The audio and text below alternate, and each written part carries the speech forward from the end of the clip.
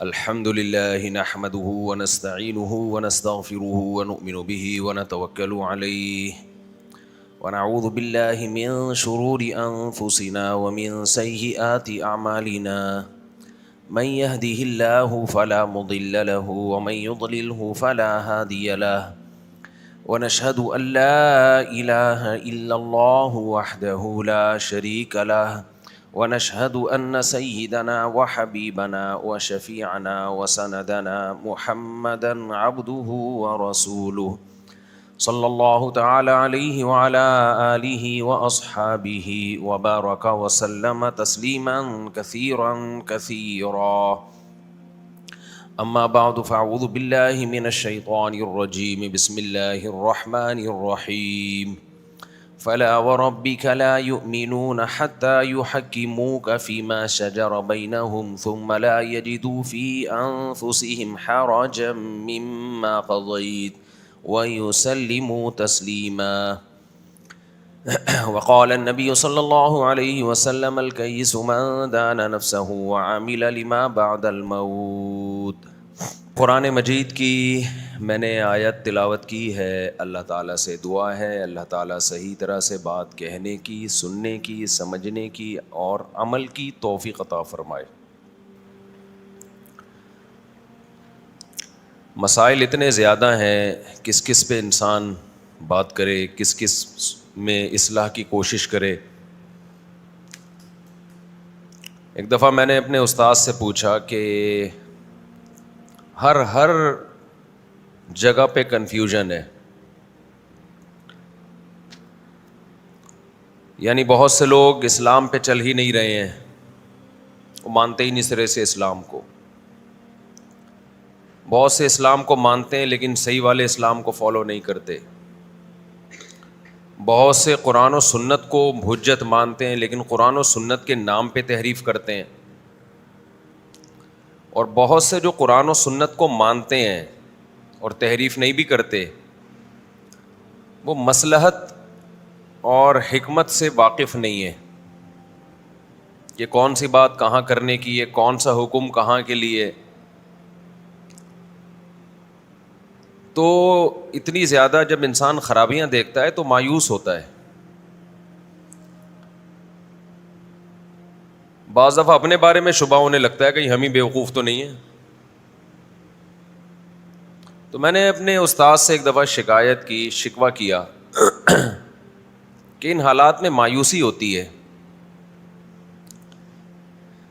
یعنی بڑا مسئلہ یہ ہے کہ کوئی دین پہ آنا چاہے نا، آنا ہی نہیں چاہے وہ تو جو مرضی کرے. آنا چاہے تو اس کے لیے بڑے بڑے مسائل مذہبی اسکالرز نے پیدا کر دیے ہیں، اتنی کنفیوژن میں ڈال دیا اس کو پتہ ہی نہیں چلتا صحیح کیا ہے غلط کیا ہے.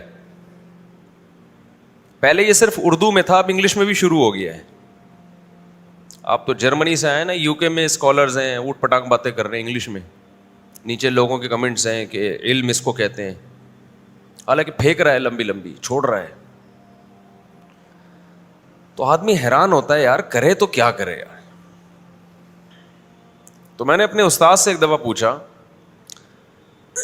تو انہوں نے فرمایا قرب قیامت ہے، یہ ہوگا اور اس کا علاج عیسیٰ علیہ السلام ہی کریں گے تلوار کی طاقت سے. کیونکہ پہلے جب اسلامی حکومتیں تھیں، اسلامی خلافتیں تھیں، تو گورنمنٹ کنٹرول کرتی تھی ان چیزوں کو. بنو امیہ کی خلافت، پھر بنو عباس کی خلافت، پھر خلافت عثمانیہ، ان سب چیزوں پہ کنٹرول کون کرتی تھی؟ وہ دائیں بائیں کسی کو نہیں جانے دیتی، ہر شعبے کو کنٹرول کیا ہوا تھا. آج ہر چیز میں آزاد ہو گئے ہیں، ہر چیز میں آزاد.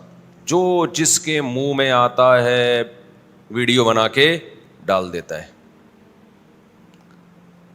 پہلے یہ ہوتا تھا کہ غلط کو غلط سمجھا جاتا تھا، اب لوگ غلط کر رہے ہیں تو اس کو صحیح کہنے کی کوششوں میں لگے ہوتے ہیں، اپنا ٹائم ویسٹ کر رہے ہوتے ہیں. مانتے نہیں ہیں کہ ہم غلط کر رہے ہیں. بھائی تو مان لے میں غلط ہوں، کوئی سزا تھوڑی مل رہی ہے. لوگوں کے سامنے نہ مانو، اللہ کے سامنے کہہ دو. لیکن غلط کو جب آپ صحیح قرار دینے کی کوشش کرو گے، دلائل قرآن و سنت کے دلائل لگانے کی کوشش کرو گے یا عقلی دلائل دو گے، تو یہ تو وہی بات ہو گئی جو پچھلی پیغمبروں میں اور نافرمانوں میں ہوتا تھا کہ جب پیغمبر ان کو سمجھاتے تو صرف اتنا نہیں کرتے کہ اپنی برائی کو نہیں چھوڑتے یا برائی پہ قائم رہتے، بلکہ پیغمبروں کو غلط کہنا شروع کر دیتے. ہم جب قرآن پڑھتے ہیں نا تو قرآن سے ہمیں یہ پتہ چلتا ہے کہ جتنے پیغمبروں نے اپنی قوم کو جب دعوت دی ہے تو آگے سے جو رپلائی ملا ہے نا وہ یہ کہ انہوں نے پیغمبروں کی باتوں کو غلط قرار دینا شروع کیا. تو میں جب قرآن پڑھتا تھا تو مجھے بڑا تعجب ہوتا تھا کہ بھئی قومیں اتنی ایکسٹریم لیول پہ کیوں جا رہی ہیں، کیونکہ ہم تو اپنے اوپر قیاس کرتے تھے نا. تبلیغ والے آیا کرتے تھے، ہم سے ملا کرتے تھے، ہمیں بتاتے بھائی یہ کرنا چاہیے وہ کرنا چاہیے، ہم سر جھکا کے کھڑے رہتے اور دل میں سوچتے کرنا تو چاہیے، کرتے نہیں ہیں. تھوڑی ندامت ہوتی بھائی کریں گے انشاءاللہ. وہ کہتے ہیں مسجد میں جماعت آئی ہوئی ہے، دین کو پوری دنیا میں پھیلانا چاہیے، ہم کہتے بالکل چاہیے. ایسے گھننے بنے ہوئے ہوتے تھے ہم. اور جب وہ گئے تو ہم بھی پتلی گلی سے نکل لیے. یہ نہیں ہوتا تھا کہ تم کون ہوتے ہو ہمیں تبلیغ کرنے والے، اے بھائی تم غلط باتیں کر رہے ہو، نماز روزے کی بات کر رہے ہو، تمہیں شرم نہیں آتی. یہ نہیں ہوتا تھا.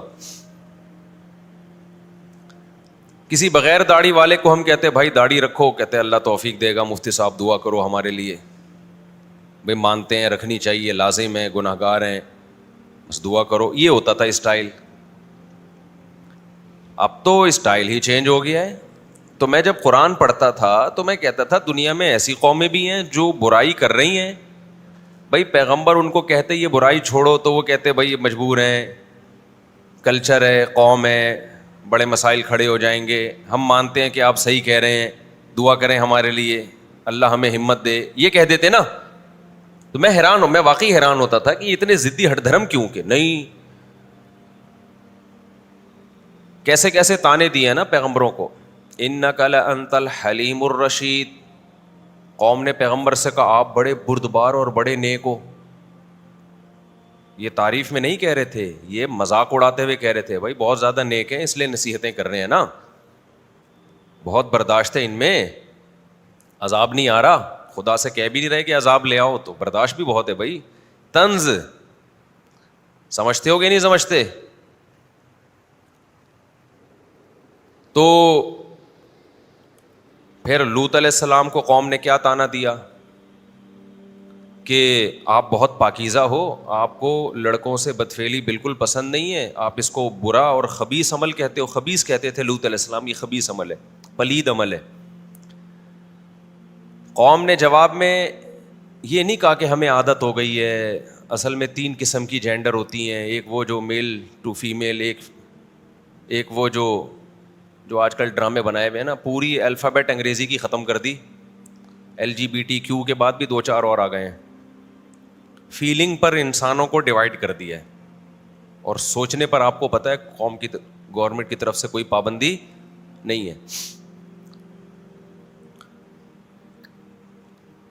لوگ میرے ہی ڈائلاگ نا مجھے سنا رہے ہوتے ہیں. کہیں سے کسی فیملی کی طرف سے کچھ عرصے پہلے رشتہ آیا تو میں نے کہا میری تو 4 ہو گئی ہیں. تو انہوں نے کہا کہ 5ویں جائز ہے اسلام میں. میں نے کہا نہیں حرام ہے بھائی. تو انہوں نے کہا سوچ تو لیں، سوچنے پر گورنمنٹ کی طرف سے کوئی پابندی نہیں ہے. میں نے کہا سوچنے پر بھی پابندی ہے، اللہ کی گورنمنٹ کی طرف سے سوچنے پر بھی پابندی. بعض لوگوں کو نہیں پتا ہوتا مسئلہ.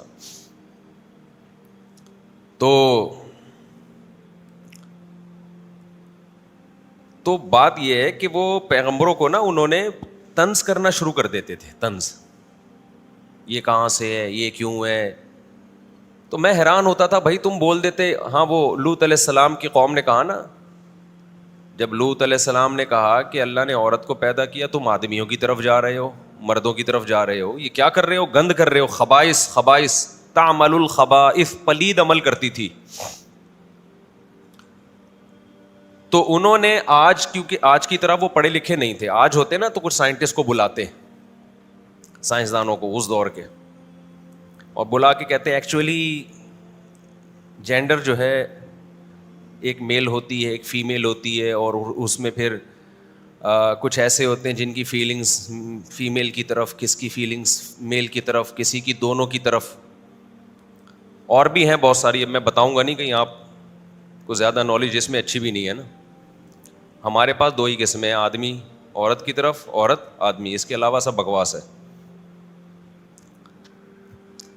جانوروں میں بھی یہی ہوتا ہے, میل فیمیل, فیمیل میل, بس, اور کوئی تیسری قسم جانوروں میں بھی نہیں ہے. تو ہاں, اب ان لوگوں نے تلاش کرنا شروع کر دیا جانوروں میں. اس کو کہتے ہیں نقطہ بادل وقوع. بعض دفعہ ایک کام ہو جاتا ہے, آپ نے غلط نظریہ فرض کر لیا, تو پھر اس کے دلائل تلاش کر رہے ہیں آپ. بعض دفعہ دلائل پہلے تلاش کرتے ہیں, ان دلائل کی روشنی میں کوئی عقیدہ بناتے ہیں, نظریہ بناتے ہیں, وہ نظریہ ٹھیک ہوتا ہے. بعض دفعہ نظریہ پہلے بنتا ہے, پھر اس کے لیے دلائل کے تانے بانے تراشے جا رہے ہوتے ہیں, تو وہ نظریہ ٹھیک نہیں ہوتا, کیونکہ نظریہ پہلے بنا ہے. اب اس کو صحیح کرنے کے لیے مثالیں قائم کی جا رہی ہیں. میرا یہ ٹاپک نہیں ہے آج, لیکن بات چل پڑی ہے. تو بچپن سے لے کے اب تک آپ نے کبھی نہیں دیکھا ہوگا کہ جانوروں میں میل میل کی طرف جاتا ہو یا فیمیل فیمیل کی طرف جاتی ہو. کبھی بھی ان کا یہ اس طرح سے کراس نہیں کرتے وہ. لیکن آپ یہ LGBT والوں سے بات کرو نا, یہ آپ کو دکھا دیں گے, یہ دیکھو جانور, یہ جانور کے ساتھ کر رہا ہے. جو کام آپ نے کبھی زندگی میں نہیں دیکھا ہوگا وہ انہوں نے دیکھا ہوگا. صحیح ہے نا؟ بالکل ایسے ہی ہے جیسے آپ کو کبھی جن چڑیل بھوت نظر نہیں آئے ہوں گے, لیکن عاملوں کے پاس جاؤ گے تو ہر دوسرے پہ جن چڑیل بھوت چڑھا ہوا ہوگا. عاملوں پہ پتہ نہیں گھوم پھر کے میں آ جاتا ہوں, کیا کروں یار. ابھی ایک بڑے چینل, ٹی وی چینل تو نہیں کہوں گا, ایک بڑے چینل نے انٹرویو کے لیے بلایا مجھے عاملوں کے بارے میں. میں نہیں گیا. آپ حیران ہوں گے, مجھے تو بھاگ بھاگ کے جانا چاہیے.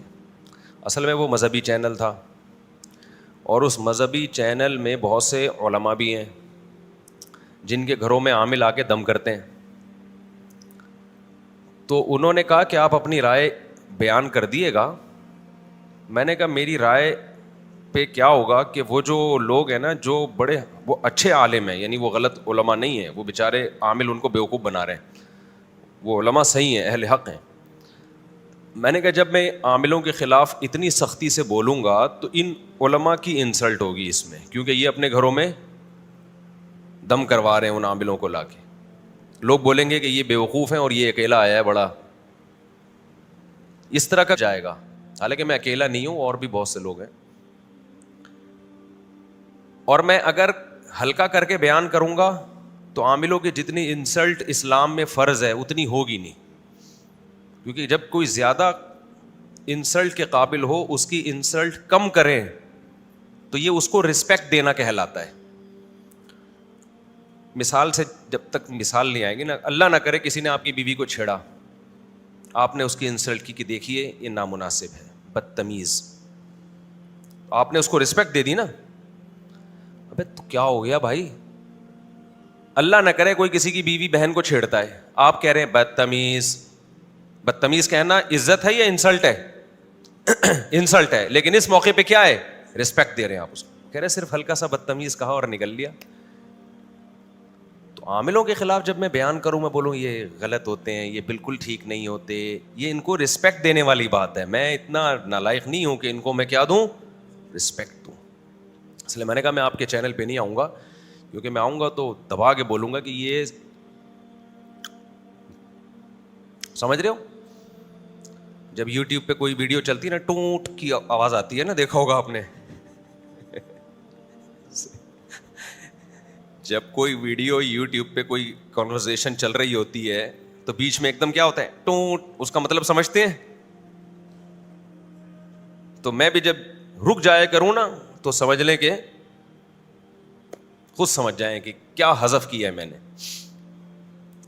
تو اس لیے میں نہیں گیا. عجیب واقعہ ہے کہ عاملوں کے خلاف بولنے کے لیے بلایا گیا اور میں نہیں گیا. عجیب بات ہے. ہو سکتا ہے لوگ سمجھے مفتی صاحب نے رجوع کر لیا ہے, رجوع نہیں کیا. میں تھوڑی بے عزتی عاملوں کی کر کے ان کو عزت نہیں دے سکتا. میری رائے ہے بھائی, اب کسی کو اختلاف ہے تو کرتا رہے اس سے. اچھا خیر، ہم اپنا قصہ لے کے چلتے ہیں. کیا بات چل رہی تھی؟ ہاں، لوط علیہ الصلوۃ والسلام. تو قوم نے کیا کیا ہے کہ قوم کہہ دیتی کہ بھائی ہم مجبور ہیں، ہمیں عادت پڑ چکی ہے، آپ بتائیں کوئی اصلاح کا طریقہ کہ یہ عادت ہم سے چھوٹ جائے. کیا کریں، بچپن سے یہی ہوتا آ رہا ہے ہمارے ساتھ، اب تو اسی کے عادی ہو گئے ہیں، گندا عمل ہے، ہم بھی توبہ کرتے ہیں. لوط علیہ السلام ان کو طریقے بتاتے، اس طرح سے چھوڑا جاتا ہے. میں یہ سوچتا تھا کہ ایسا کرنا چاہیے تھا اس قوم کو، لیکن قوم رپلائی کیا کرتی تھی؟ کس قدر بدتمیزی کی یہ قوم نے.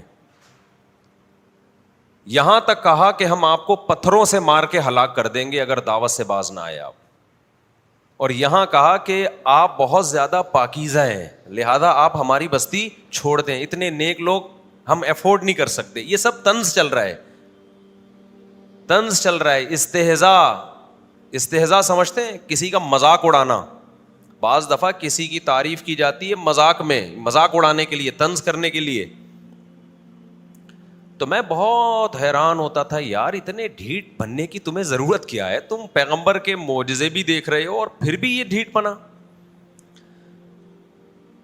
لیکن اس وقت دنیا اتنی ماڈرن نہیں. جب میں یہ سوچتا تھا نا تو اس وقت ہماری اتنی اپروچ بھی نہیں تھی، سوشل میڈیا بھی نہیں تھا، ہر قوم کے ہر طبقے سے ہمارا واسطہ بھی نہیں پڑتا تھا. اب جب آ کے ہم دیکھتے ہیں نا کہ وہی کام ان علماء کے ساتھ ہو رہا ہے، ان کو اسی طرح سے جواب دیا جا رہا ہے جس طرح پیغمبروں کو رپلائی کیا جاتا تھا، اور جواب دینے والے بھی مسلمان ہیں، مسلم ہیں. نام سے پتہ چلتا ہے، ان کی باتوں سے پتہ چلتا ہے کوئی کافر ملحد نہیں ہے. تو یقین آتا ہے کہ یہ سنت بہت پرانی ہے اور نافرمانوں کی یہ نیچر ہے. سمجھتے ہو گے نہیں سمجھتے ہو، یہ بڑے خوش قسمت گناہگار ہوتے ہیں جو گناہ کر کے اعتراف کرتے ہیں کہ ہم کیا ہیں. بول لو نا، جملہ تو مکمل کر لو یار. میں رکتا اس لیے ہوں، اس لیے نہیں کہ گالی حذف ہوتی ہے اس میں، ہر جگہ وہ نہیں ہے.